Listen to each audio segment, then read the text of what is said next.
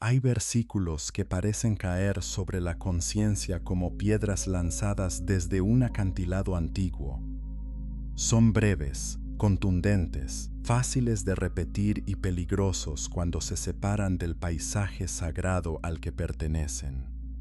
Uno de ellos vive en Levítico 19:28, donde la Escritura dice que no se hagan incisiones en la carne ni marcas sobre el cuerpo. Durante generaciones, esa frase ha sido citada como si bastara por sí sola para cerrar toda discusión, para condenar sin escuchar, para señalar sin comprender. Y sin embargo, apenas unas líneas antes, en Levítico 19:19, aparece otro mandato que muchos ignoran sin temblor alguno: no vestir tejidos mezclados.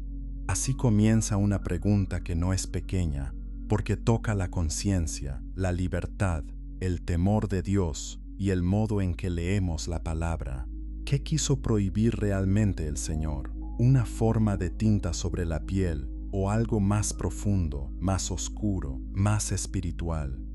Esta historia no comienza en un estudio moderno ni en una discusión de redes sociales. Comienza bajo el sol áspero del antiguo Oriente, entre desiertos, altares, lamentos funerarios, esclavitud, liberación y pacto.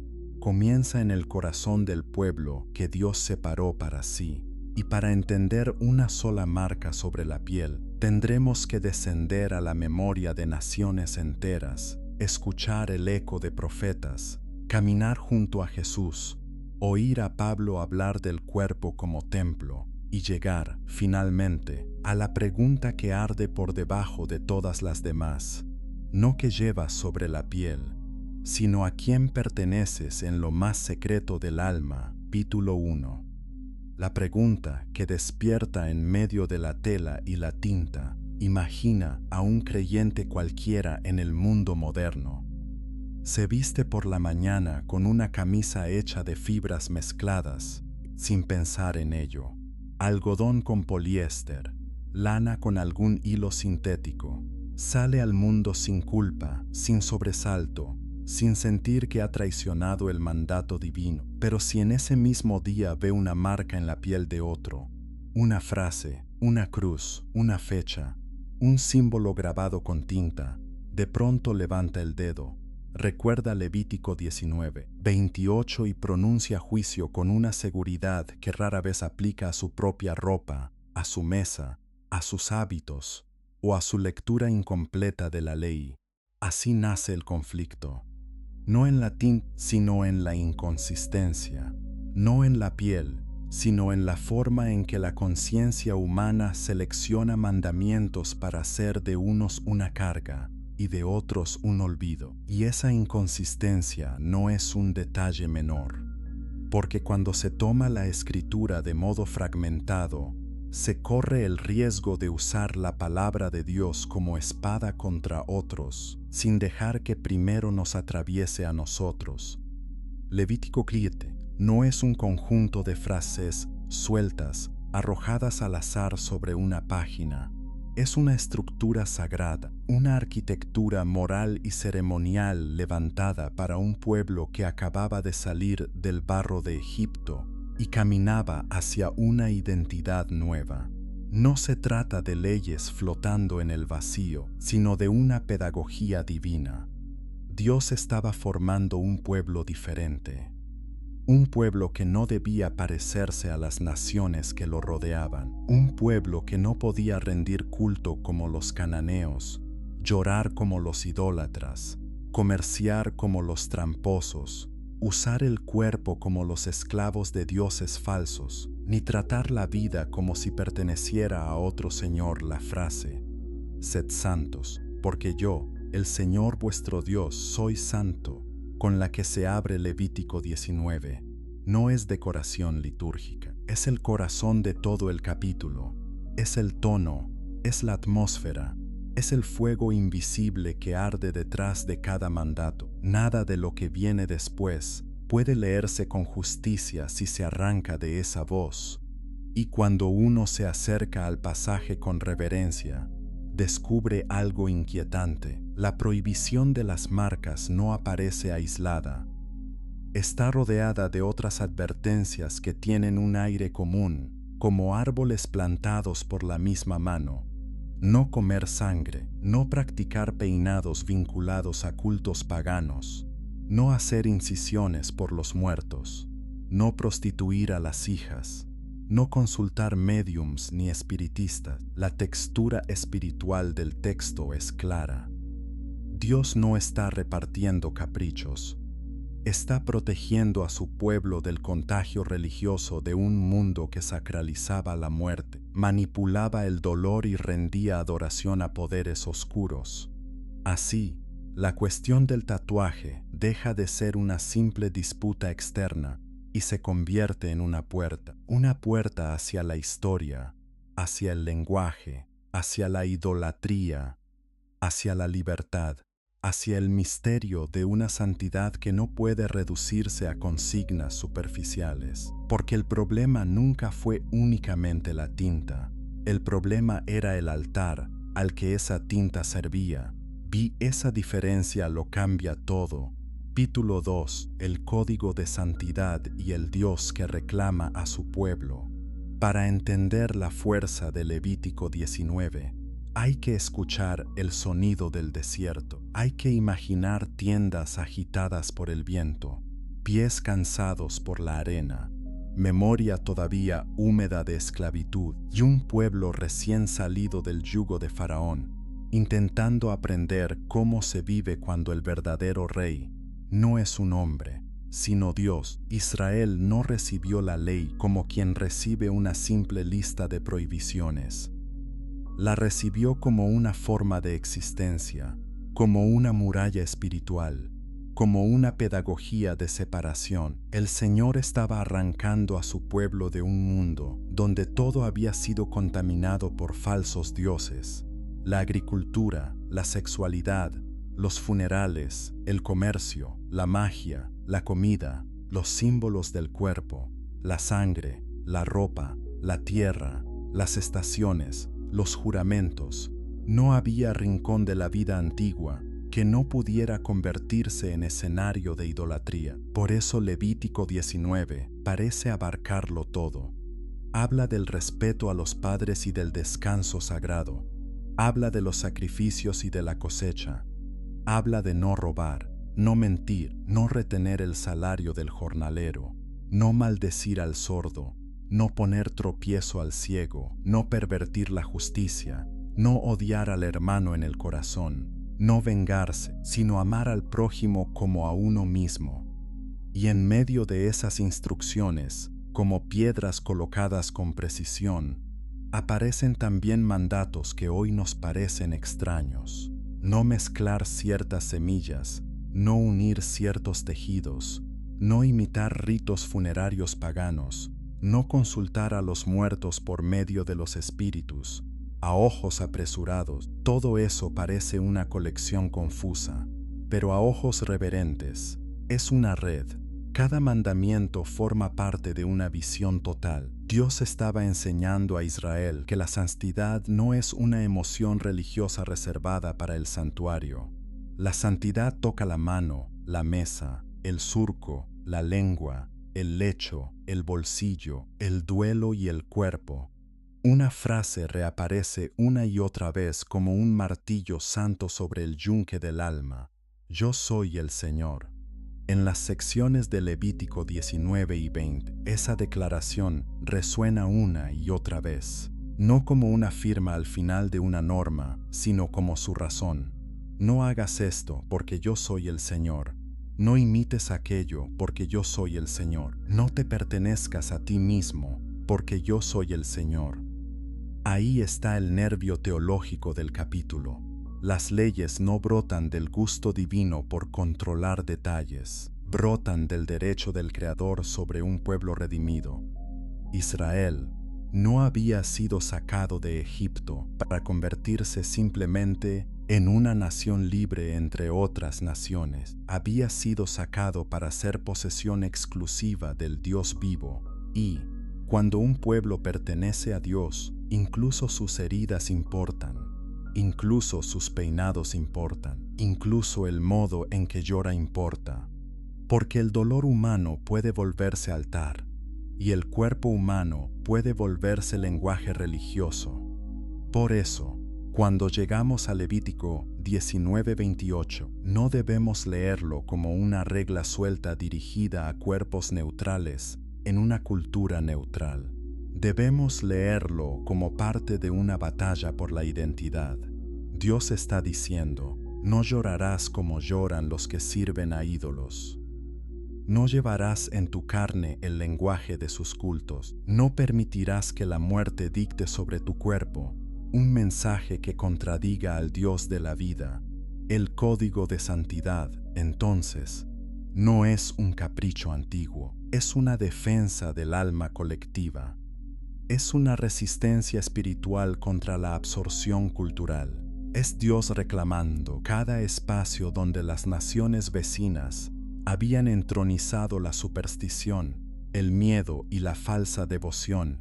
Si esa fue la batalla entonces, tal vez la pregunta todavía sigue viva ahora. En nuestro mundo, ¿qué marcas revelan adoración y qué marcas son solo apariencia?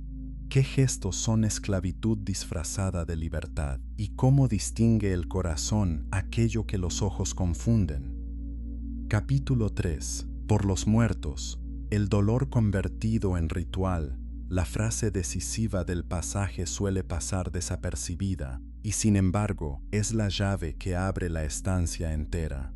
Levítico 19:28 no dice simplemente que no se hagan marcas. Dice que no se hagan incisiones en la carne por los muertos. Esa expresión es como una antorcha en una cámara oscura. De pronto, la escena cambia.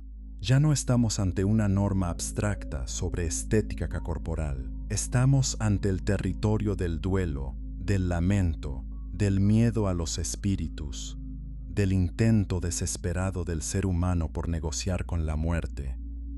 En el antiguo cercano Oriente, la muerte no era solo ausencia, era presombra persistente. Era un umbral rodeado de ritos, conjuros, lamentos y ofrendas. Muchas culturas creían que los muertos necesitaban ser apaciguados, acompañados o alimentados mediante prácticas rituales. El dolor no era solo una emoción, podía convertirse en ceremonia. El cuerpo del doliente se transformaba en altar de sufrimiento, se rasgaba la piel, se cortaba el cabello de formas determinadas, se derramaba sangre, se imprimían marcas.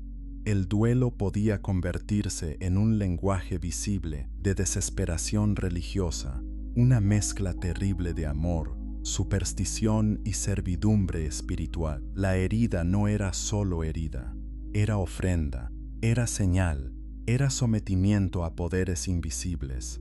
La Escritura nos permite asomarnos a ese mundo cuando narra, en 1 de Reyes 18:28, a los profetas de Baal clamando frenéticamente y haciéndose cortaduras con cuchillos y lancetas hasta chorrear sangre. Allí, en el monte Carmelo, bajo la mirada del profeta Elías, se reveló algo oscuro y trágico. Las naciones paganas no tenían reparo en usar la sangre del propio cuerpo como moneda ritual para llamar la atención de sus dioses mudos. Eso mismo late detrás del Levítico. Dios no está prohibiendo simplemente una forma artística, está cortando de raíz una lógica religiosa perversa, la idea de que el dolor del cuerpo puede emplearse para obtener favor espiritual, para honrar a los muertos, para sostener vínculos con potencias ajenas al Señor. Y esto importa todavía más si recordamos el carácter del Dios de Israel. El Señor no es un Dios de sombras funerarias, ni un espíritu territorial hambriento de sangre humana. Él es el Dios de Abraham, de Isaac y de Jacob, el Dios de los vivos, el Dios que prohíbe a su pueblo doblegarse ante la muerte, como si la muerte fuera soberana. Cuando Dios prohíbe aquellas incisiones, no está negando el duelo, está purificándolo. Llorarás, sí, porque amas. Sufrirás, sí, porque eres humano, pero no convertirás tu dolor en liturgia pagana. El duelo bíblico es real, profundo, rasga vestiduras, humedece el rostro con lágrimas, se sienta en ceniza, gime en la noche, pero incluso en su hondura, no pertenece a los ídolos, no rinde culto al reino de los muertos, no busca manipular el más allá por medio del cuerpo herido, está atravesado por una diferencia esencial, sufre delante de Dios, no delante de los demonios. Por eso la frase, por los muertos, no es un detalle pequeño, es la evidencia de que la ley apunta a un contexto específico de prácticas religiosas. Y cuando se borra esa frase de la memoria, el mandamiento se deforma, se convierte en un arma simple, cuando en realidad era un escudo contra una forma concreta de idolatría. Y tal vez esa sea una advertencia para toda generación. Cuando el dolor no se entrega a Dios, fácilmente se entrega a cualquier otro altar. El corazón humano, herido por la pérdida, puede hacer cosas terribles en nombre del amor, puede llamar devoción a lo que en verdad es esclavitud, puede grabar en la carne lo que no ha sido sanado en el alma. Capítulo 4. Marcas de esclavos, signos de dioses, cicatrices de imperios para los ojos modernos. Una marca sobre la piel puede significar memoria, belleza, identidad, rebeldía, pertenencia o arte. Pero en el mundo antiguo, las marcas corporales solían cargar significados mucho más severos. Eran emblemas de poder, de culto, de sometimiento. Podían decir a quién pertenecía una persona sin necesidad de una sola palabra. Los hallazgos arqueológicos en Egipto, que se remontan a milenios antes de Cristo, han revelado cuerpos tatuados, especialmente cuerpos femeninos, vinculados no tanto a la decoración personal como a ritos de fertilidad, protección y religión. No estamos hablando de una moda neutral, sino de un lenguaje cargado de fuerza espiritual y social. La piel hablaba, la carne declaraba alianza con una divinidad, con una función ritual o con un sistema de creencias. En Canaán y en otras culturas vecinas, las marcas y escarificaciones podían estar ligadas al luto, al culto, a la identidad tribal o a la consagración pagana. El cuerpo se convertía en territorio simbólico. Un hombre o una mujer podían llevar en la carne señales que los vinculaban a un templo, a una deidad, a una práctica funeraria, o incluso a una condición servil. También el mundo legal conocía este lenguaje.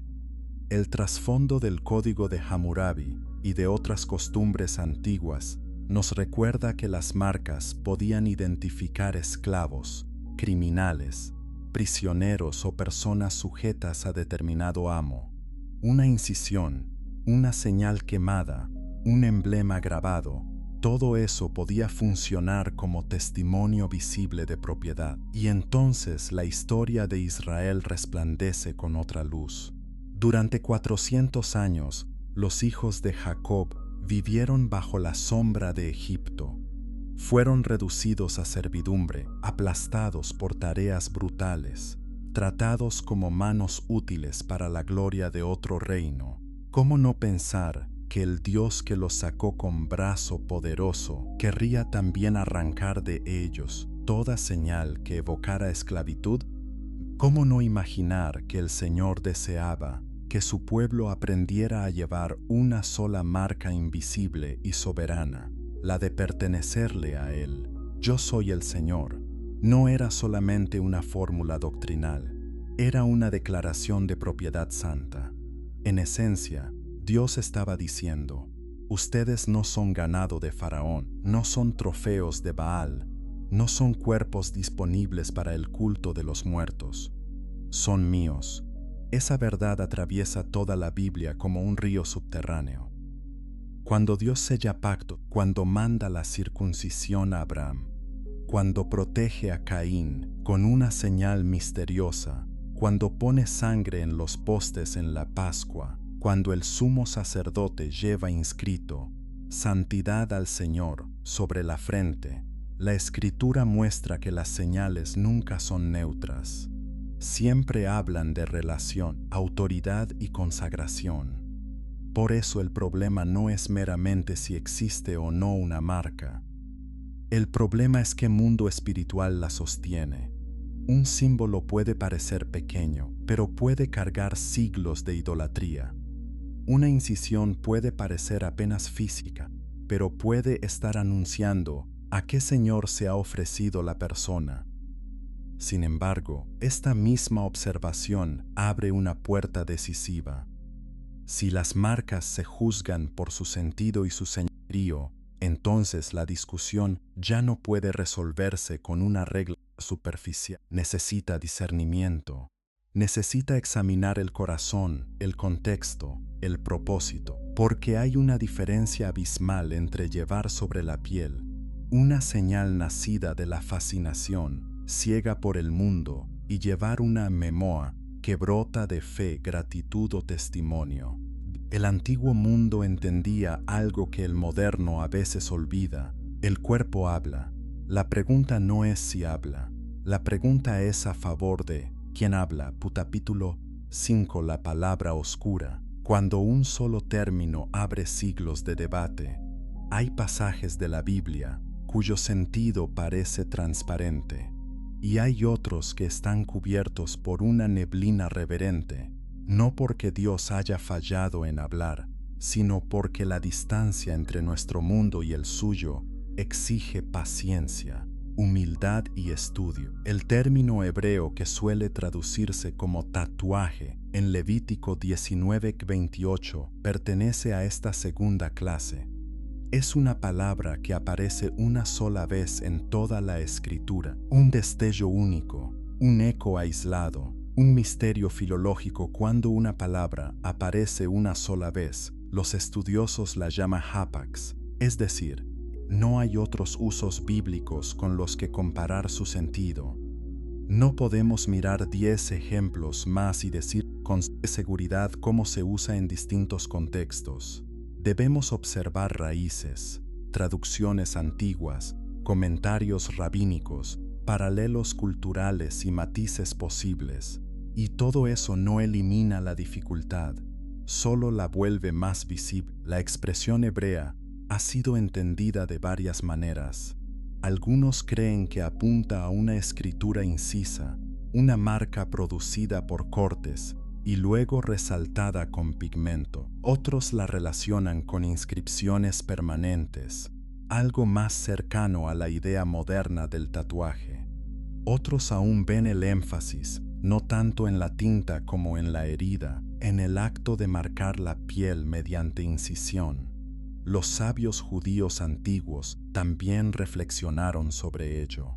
Rashi describió la práctica como una incisión sobre la carne rellenada con tinta, pero no la trató como una costumbre vacía, sino como un gesto asociado a significados concretos. Ibn Ezra vinculó la prohibición a marcas rituales relacionadas con los muertos.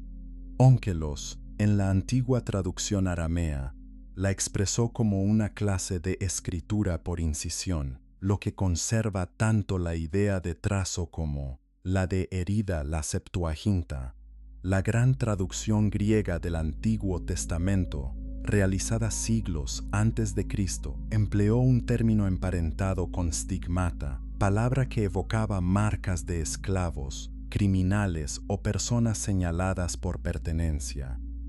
Una vez más, el sentido no parece apuntar primero al adorno, sino a una forma de marca social o ritual cargada de dominio y significado. Esa ambigüedad no debilita la escritura, más bien nos obliga a tratarla con más reverencia, porque nos recuerda que el lector fiel no puede contentarse con traducciones instantáneas, ni con simplificaciones cómodas. Tiene que descender a la profundidad del texto. Tiene que aceptar que, a veces, La verdad bíblica no se entrega a quien busca armas rápidas, sino a quien está dispuesto a escuchar con paciencia. Esta dificultad también explica por qué algunos intérpretes han llegado a conclusiones distintas. Maimónides, por ejemplo, inclinó la lectura hacia una prohibición amplia de tatuajes, aunque en estrecha conexión con prácticas idólatras. Otros han defendido que la estructura del versículo hace más natural entenderlo como una sola unidad referida al duelo pagano y a los ritos para los muertos, y ahí surge una lección más profunda aún. A veces los creyentes desean respuestas instantáneas donde la escritura demanda madurez. Quieren una línea recta donde el texto ofrece un relieve complejo. Pero la complejidad no es enemiga de la fe. La complejidad bien tratada es una escuela de humildad. No estamos ante una niebla que autorice cualquier cosa. Tampoco ante una certeza tan simple que convierta toda duda en rebeldía. Estamos ante un texto cuyo centro es suficientemente claro para denunciar la idolatría y suficientemente profundo para impedir juicios apresurados sobre todos los casos posibles. En otras palabras, el Señor sí habló. Lo que no permite es que lo escuchemos con pereza. Y quizá en eso también haya santidad, en negarse a usar la Biblia como piedra lanzada, sin haberla sostenido primero con temor entre las manos. Capítulo 6. 2 caminos de lectura y una advertencia contra la soberbia.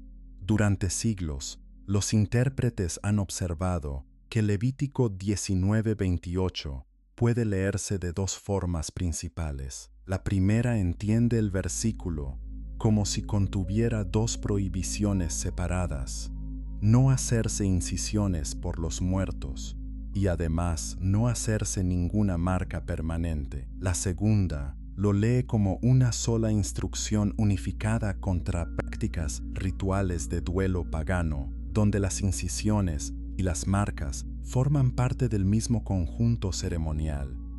A simple vista, la diferencia parece técnica, pero en realidad es enorme, porque de ella depende el alcance moral con el que muchos hablan hoy. Si el texto contiene dos prohibiciones independientes, entonces algunos concluirán que toda forma de tatuaje queda bajo condena. Si, en cambio, el versículo se refiere específicamente a ritos funerarios e idolátricos, entonces el sentido original sería más delimitado y no podría aplicarse mecánicamente a cualquier marca corporal de todos los tiempos. ¿Por qué existe esta diferencia? Porque el hebreo antiguo no tenía puntuación como la nuestra. No había comas modernas ni puntos y coma que resolvieran todas las ambigüedades para el lector posterior. La unión entre las frases, el ritmo, el paralelismo y el contexto general son los elementos que deben orientar la lectura. El contexto pesa mucho. Deuteronomio 14:1 ofrece una escena paralela cuando dice: no os sajéis ni os rapéis a causa de un muerto. Allí el vínculo entre el cuerpo, el duelo y la práctica pagana es evidente. Es difícil ignorar que el Antiguo Testamento mismo conecta estas acciones con rituales funerarios y con formas de luto impropias del pueblo del pacto. Sin embargo, también sería imprudente afirmar que toda la tradición interpretativa que sostuvo una prohibición más amplia estaba ciega. No, la tensión existe y precisamente por eso la respuesta bíblica exige más que eslóganes. Exige peso espiritual, exige conocimiento, exige reconocer que el pueblo de Dios no crece por simplificación, sino por discernimiento.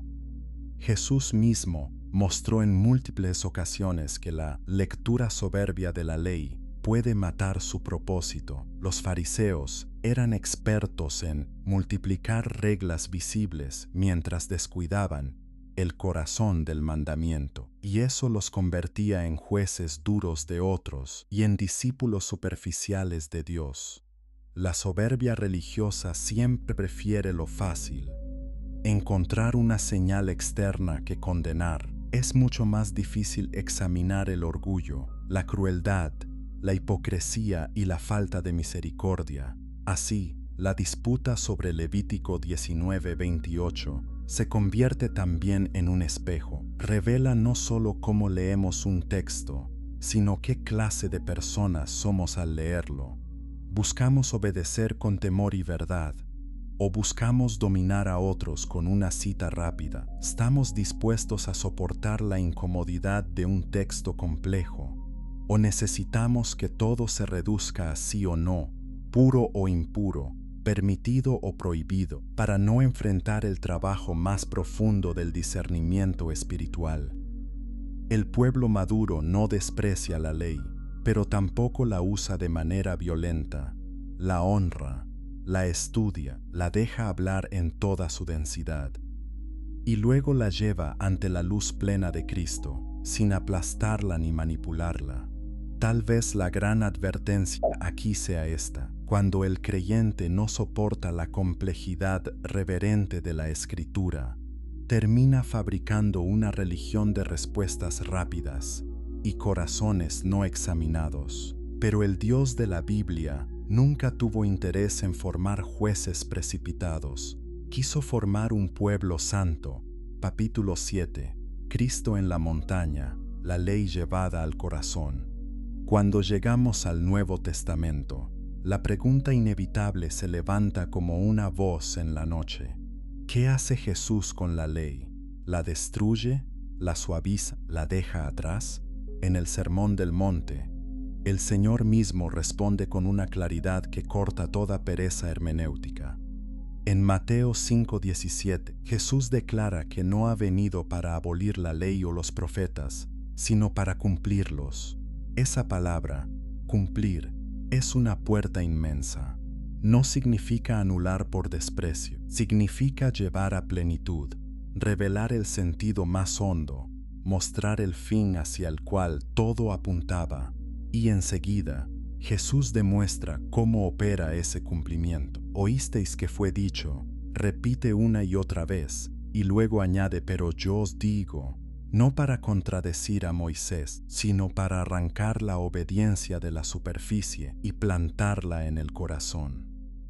El homicidio no comienza cuando la sangre toca el suelo, comienza cuando el odio se instala sin resistencia. El adulterio no nace solo en el lecho, nace en la mirada que ya ha convertido a otro en objeto del deseo. La santidad, según Cristo, no se contenta con administrar comportamientos externos, exige verdad interior. Esa luz transforma también la discusión sobre las marcas del cuerpo, porque bajo el señorío de Jesús, la pregunta ya no puede ser únicamente ¿hay tinta o no hay tinta? La pregunta se vuelve más penetrante, más inquietante, más espiritual. ¿Qué hay en el corazón que busca esa marca? Se trata de rebeldía, de idolatría, de vanidad desordenada, de imitación ciega, de desprecio por el cuerpo dado por Dios, o brota de memoria, gratitud, testimonio, consagración, dolor redimido, historia atravesada por la gracia. Jesús no banaliza el cuerpo, nunca, pero tampoco permite que la religión reduzca la obediencia a una cartografía de lo visible. Él va a la raíz, busca el árbol, no solo el fruto, busca la fuente, no solo el cauce, y por eso su enseñanza resulta tan incómoda para los legalistas y tan demandante para los libertinos, porque a los primeros les dice que el exterior no basta, y a los segundos les dice que la libertad no es licencia. Cristo no da permiso para la superficialidad, al contrario, intensifica la responsabilidad del alma. Ya no basta con decir, no violé la letra. Ahora hay que preguntarse, ¿honré el corazón de Dios? Ya no basta con exhibir pureza externa. Hay que exponer los motivos ante la santidad divina. En esa lógica, Levítico 19:28 no desaparece, se profundiza. Si su raíz era proteger al pueblo de la idolatría, entonces, cualquier acción corporal que brote de idolatría sigue siendo espiritualmente peligrosa. Si la intención era impedir que el cuerpo se ofreciera a altares falsos, entonces el discípulo de Cristo debe seguir vigilando a qué Señor sirve con todo lo que hace. Pero si el centro del mandamiento estaba en la pertenencia, en la separación para Dios, en el rechazo de prácticas paganas, entonces la evaluación ya no puede depender únicamente de una forma externa.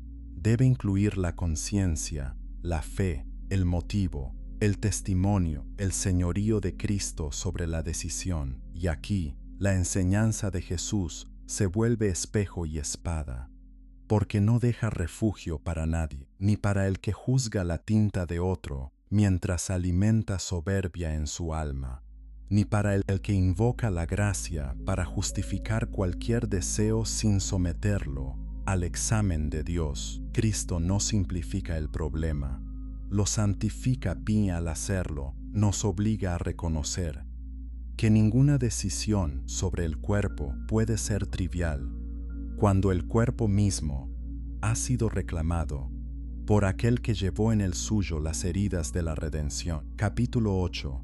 Los asuntos de más peso, la hipocresía que señala la piel y olvida el alma. Hay una escena en los evangelios que debería hacernos temblar antes de usar cualquier versículo como arma moral. En Mateo 23, Jesús mira a los fariseos, hombres celosos de la ley en lo visible, y les dice palabras severas, palabras que aún hoy conservan filo. Coláis el mosquito y tragáis el camello, diezmáis la menta y el eneldo, pero descuidáis lo más importante de la ley, la justicia, la misericordia y la fe. No está diciendo que lo pequeño no importe, está diciendo que lo pequeño, aislado del corazón del mandamiento, se convierte en caricatura de obediencia. La religión hipócrita ama la precisión externa cuando esa precisión le permite ignorar la corrupción interna. Es más fácil vigilar la piel de otro que limpiar el propio orgullo, más fácil condenar un símbolo visible que renunciar a la crueldad, al desprecio o al amor por la apariencia religiosa. Por eso la discusión sobre los tatuajes, como tantas otras, puede convertirse en terreno fértil para la hipocresía. Hay quienes nunca se han detenido a estudiar el contexto de Levítico 19:28, jamás han explorado su trasfondo histórico, desconocen el sentido de por los muertos, ignoran el lugar de ese versículo dentro del código de santidad, y aún así lo recitan con autoridad feroz. Pero al mismo tiempo no sienten ninguna urgencia al pasar por alto otras demandas bíblicas. La defensa del pobre, la verdad en los negocios, el dominio de la lengua, la pureza del corazón, la misericordia con el hermano débil, la honradez en lo secreto. Esa selectividad no nace de la santidad, nace del deseo de controlar territorios visibles mientras se deja intacto el trono interno del yo. El legalismo casi nunca es amor extremo por Dios. Con frecuencia es amor extremo por el poder de parecer justo. Sabí, sin embargo, sería un error usar esta crítica para caer en el extremo contrario. No se trata de decir que, como algunos son hipócritas, entonces nada importa. No, la respuesta bíblica a la hipocresía no es la indiferencia moral. Es la santidad integral, es negarse a reducir la obediencia a apariencias, sin por eso despreciar el cuerpo, conducta o el testimonio visible. Nusa cuando Jesús dice a los maniseos, no está celebrando el desorden, está reclamando integridad, está exigiendo que el exterior y el interior, la ley y la misericordia, la forma y el corazón vivan reconciliados bajo la voluntad del Padre. Así, el problema no es que algunos se pregunten si una marca corporal honra a Dios. Esa pregunta puede ser legítima, incluso necesaria. El problema es formularla de modo superficial, inquisitorial y sin temblor, mientras se olvidan los asuntos de mayor peso. El problema es convertir una duda de conciencia en instrumento de superioridad. Primero de Samuel 16:7 nos recuerda que el hombre mira lo que está delante de sus ojos, pero el Señor mira el corazón. Eso no significa que Dios desprecie el cuerpo. Significa que el corazón es el manantial desde donde el cuerpo actúa y habla. Un hombre sin tatuajes puede estar cubierto de soberbia. Una mujer con una frase bíblica grabada tras profunda oración puede vivir con temor santo, humildad y obediencia sincera. Dios no es engañado por la ausencia de tinta ni seducido por la estética religiosa. Él pesa el corazón, y esta verdad incomoda a todos. Incomoda a quien condena demasiado rápido, incomoda a quien se justifica demasiado fácil, porque ante Dios nadie puede refugiarse solo en la piel. La verdadera pregunta no es si pareces limpio ante los hombres. La verdadera pregunta es si tu vida entera, visible e invisible, está siendo rendida en verdad ante el Señor.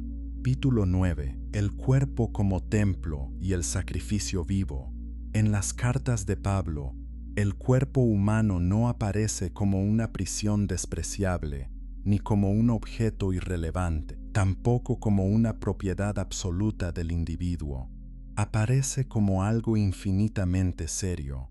¿O ignoráis, dice el apóstol en 1 de Corintios 6, 19 y 20, que vuestro cuerpo es templo del Espíritu Santo, el cual está en vosotros, y que no sois vuestros, porque habéis sido comprados por precio? Glorificad, pues, a Dios en vuestro cuerpo. Estas palabras cambian el suelo bajo nuestros pies. De pronto, la discusión ya no se sostiene simplemente sobre una prohibición antigua o una costumbre contemporánea.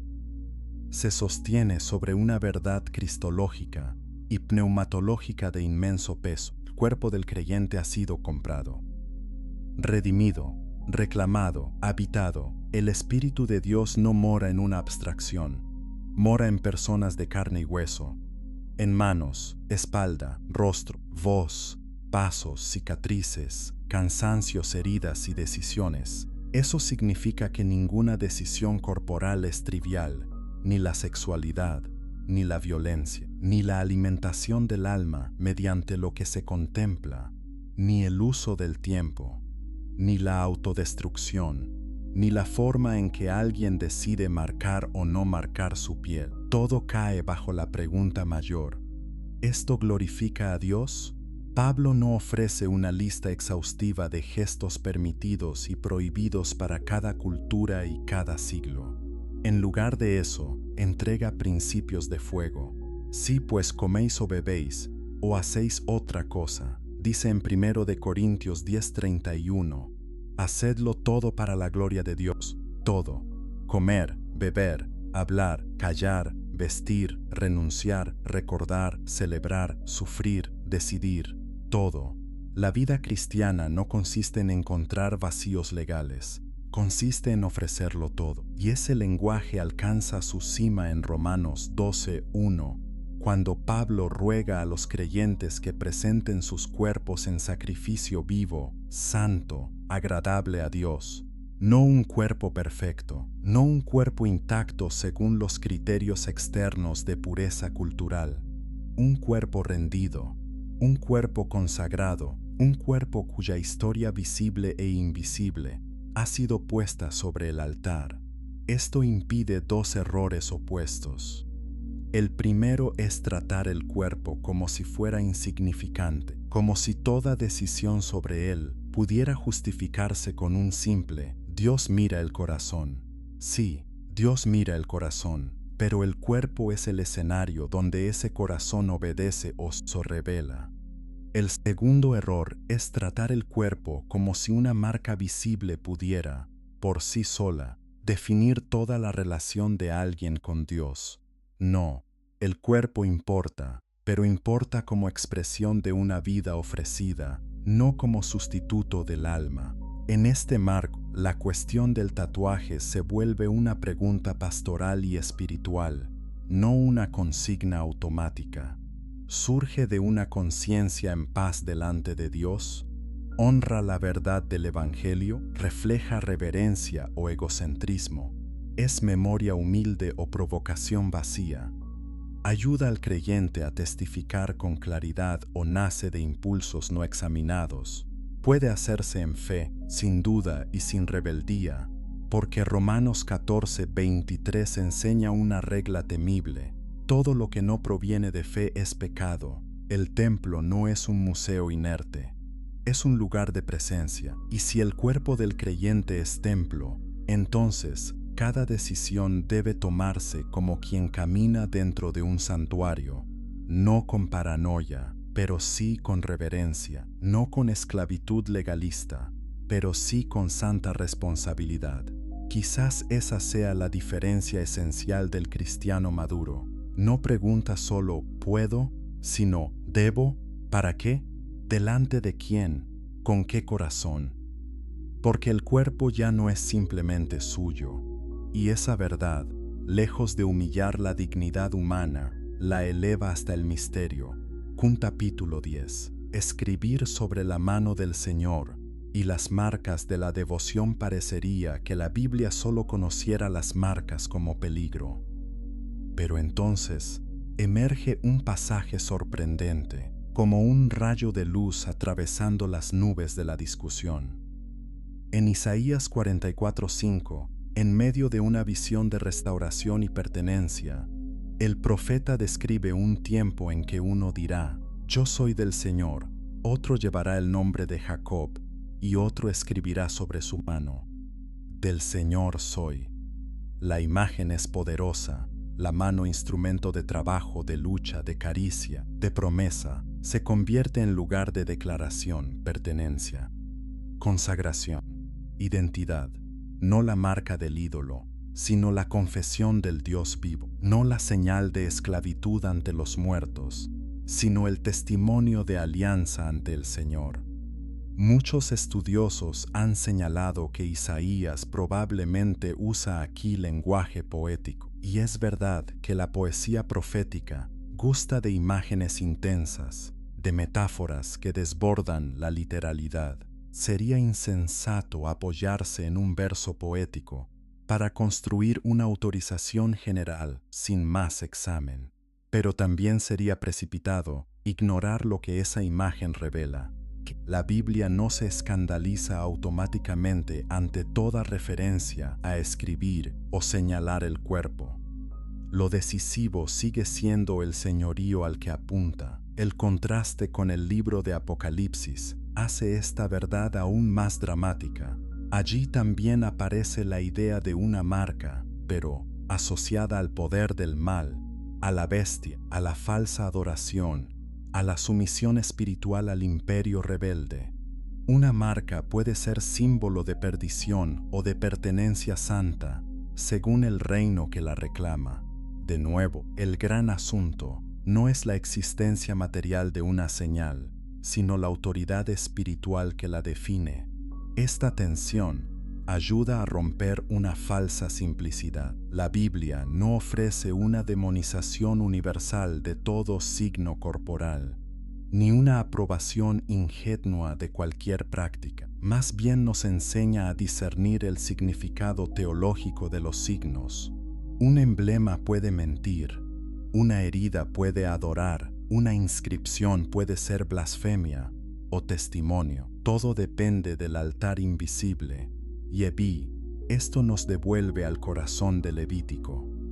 Si Dios prohibió ciertas marcas porque vinculaban al pueblo con la idolatría, con la muerte y con señores falsos, entonces también resulta coherente que la Escritura imagine, en un contexto distinto, una señal de pertenencia al Señor como imagen de devoción. La cuestión nunca fue el material aislado de la marca.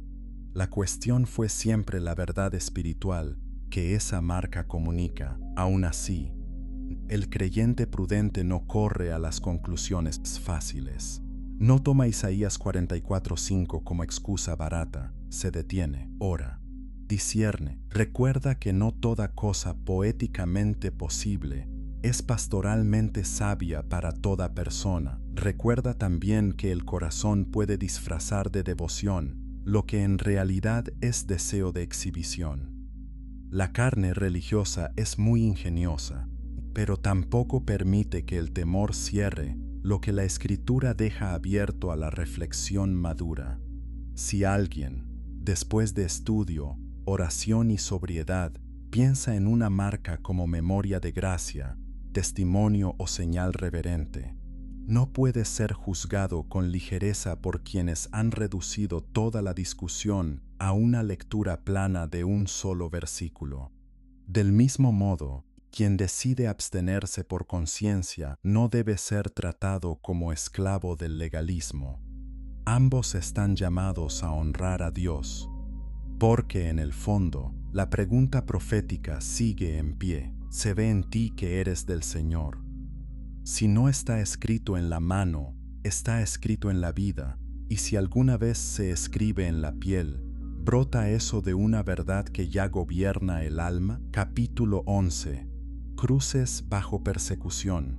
Los cristianos que llevaron la fe sobre la carne, la historia de la Iglesia, cuando se la escucha con atención, rompe muchos mitos cómodos. Algunos imaginan que el cristianismo siempre condenó de manera uniforme toda forma de tatuaje.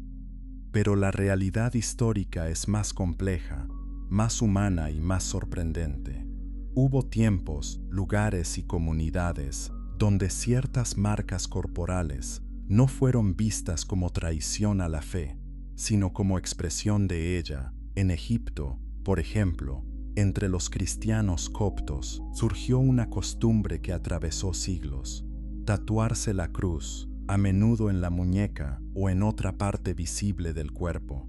No nació de frivolidad, nació de la perseverancia. En contextos de presión religiosa, persecución y tensión social, aquella cruz se convirtió en una declaración indeleble: pertenecemos a Cristo. Una señal no para agradar al mundo, sino para resistirlo. No para servir a ídolos, sino para confesar al crucificado.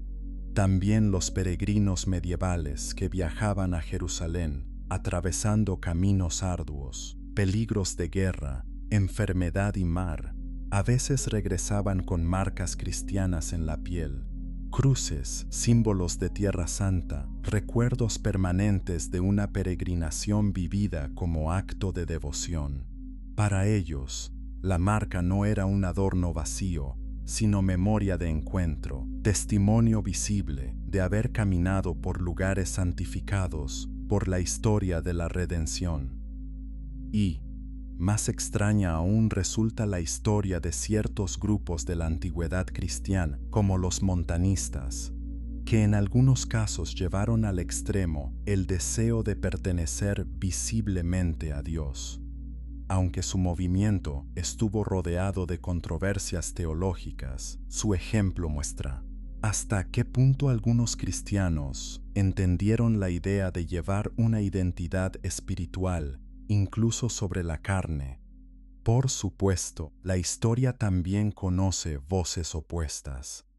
Hubo padres y líderes eclesiales que rechazaron las marcas corporales debido a su cercanía cultural con costumbres paganas o por considerarlas impropias de la moderación cristiana, y no hablaban sin motivo. El contexto importaba. En muchos lugares, las señales sobre el cuerpo seguían cargando resonancias idolátricas o sociales difíciles de separar. Pero precisamente ahí reside la importancia histórica de este asunto. Nunca existió un monolito simple. Hubo discernimiento, cautela, diversidad, tensiones de conciencia. La Iglesia no habló siempre con una sola voz porque el fenómeno mismo no era unívoco. En unas regiones, las marcas evocaban paganismo, en otras, testimonio, en unas esclavitud simbólica, en otras, resistencia de fe. Esa variedad histórica no prueba automáticamente que todo sea lícito, pero sí destruye la idea de que la mera existencia de una marca corporal equivalga, por sí sola, a rebelión contra Dios. Muestra que para muchos creyentes a través del tiempo, la cuestión dependía del contexto, del significado, de la intención, del escándalo posible, de la conciencia y del testimonio. Además, esta historia obliga a la humildad, porque el creyente moderno que condena con excesiva seguridad quizá desconozca que hubo mártires, peregrinos y comunidades enteras que, con temor de Dios, llevaron signos cristianos sobre la piel mientras soportaban humillación, opresión o peligro por el nombre de Jesús. No se trataba de cultura pop ni de estética banal, se trataba de fidelidad encarnada. La historia susurra así una verdad que la Escritura ya había insinuado. El problema nunca es tan superficial como parece. No basta mirar la piel, hay que mirar el altar del corazón, el tiempo en que se vive, el pueblo al que se pertenece, el testimonio que se comunica y el Señor que se honra. Entonces entendemos algo más. La santidad no siempre se parece a la uniformidad. A veces se parece más a la fidelidad discernida bajo presión.